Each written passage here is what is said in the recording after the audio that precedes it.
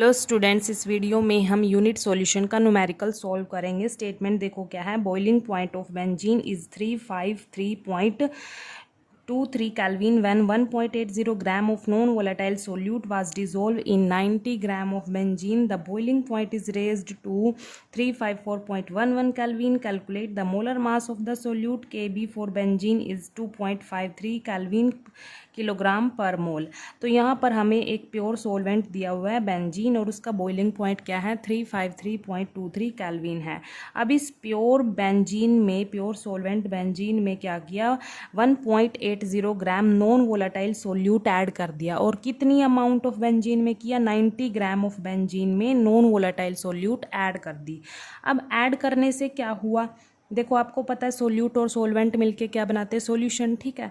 तो अब non volatile solute add करने से क्या हुआ, उसका बॉइलिंग पॉइंट, सॉल्यूशन का बॉइलिंग पॉइंट क्या हो गया, रेज्ड हो गया, मतलब इंक्रीज हो गया। कितना हुआ, 354.11 केल्विन।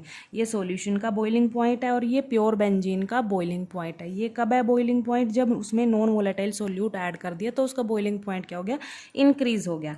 अब इसमें क्या कैलकुलेट करना है, मोलर मास कैलकुलेट करना है सोल्यूट का, ठीक है। सोल्यूट का मोलर मास कैलकुलेट करना है जो इसमें ऐड किया था।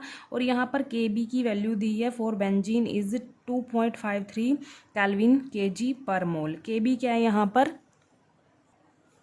मोलर एलिवेशन कांस्टेंट, उसकी वैल्यू दी है 2.53 केल्विन Kg पर मोल, ठीक है। तो यहाँ पर हमारे पास दो कंपोनेंट हैं, एक कंपोनेंट बेंजीन है, दूसरा क्या है, नॉन वोलेटाइल सोल्यूट है, ठीक है। और यहाँ पर जो क्वेश्चन में गिवन डाटा है वो मैंने लिख लिया यहाँ पर। ये जो T0B है ये क्या है, प्योर बेंजीन का बॉइलिंग पॉइंट है और ये सोल्यूशन का बॉइलिंग पॉइंट है Tb, ठीक है। यहाँ पर जो ये W2 है ये क्या है, एक्चुअल मास है नॉन वोलेटाइल सोल्यूट का, और W1 क्या है, एक्चुअल मास है यहाँ पर ये सोलवेंट का, बेंजीन का। Kb क्या आपको पता है ये, ठीक है। मोलर एलिवेशन कांस्टेंट है। M2 मोलर मास निकालना है हमने सोल्यूट का, ठीक है। तो इसके लिए हम फॉर्मूला यूज़ करेंगे यहाँ पर, जो हमने एलिवेशन इन बॉइलिंग पॉइंट में फॉर्मूला ड्राइव किया था।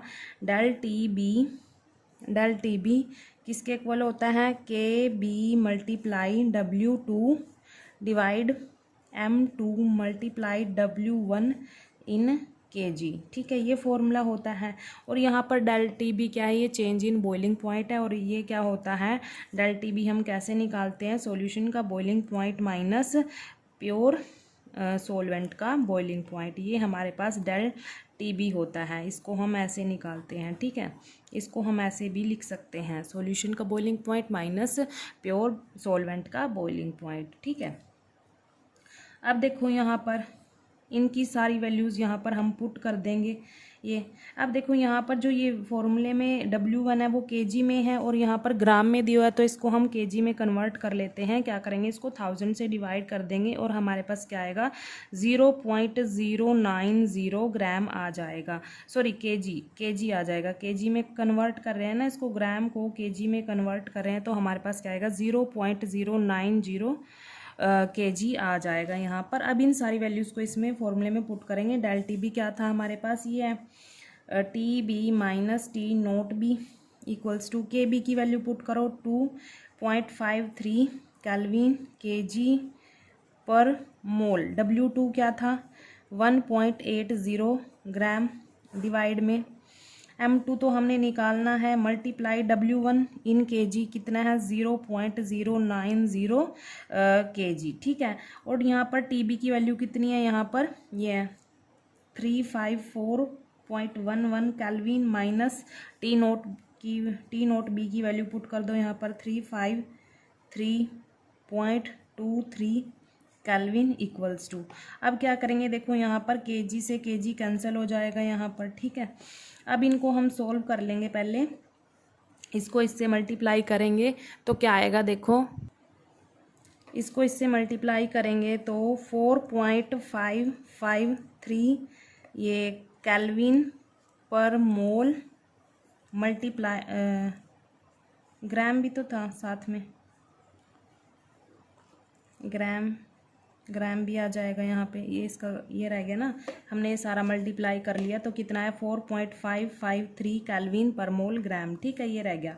डिवाइड में क्या है, M2 मल्टीप्लाई 0.090 है, अब क्या करेंगे, इसको माइनस कर लेंगे। देखो माइनस करके क्या आएगा हमारे पास, 0.88 केल्विन आ जाएगा, इक्वल्स टू 4.553 केल्विन पर मोल ग्राम।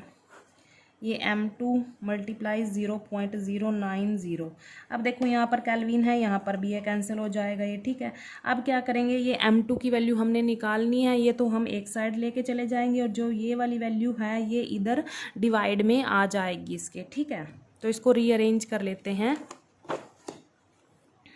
तो M2 इक्वल्स टू कितना आएगा, 4.553, यहाँ पर ग्राम पर मोल रह गया था, ग्राम पर मोल डिवाइड में कितना था, 0.88 मल्टीप्लाई 0.090।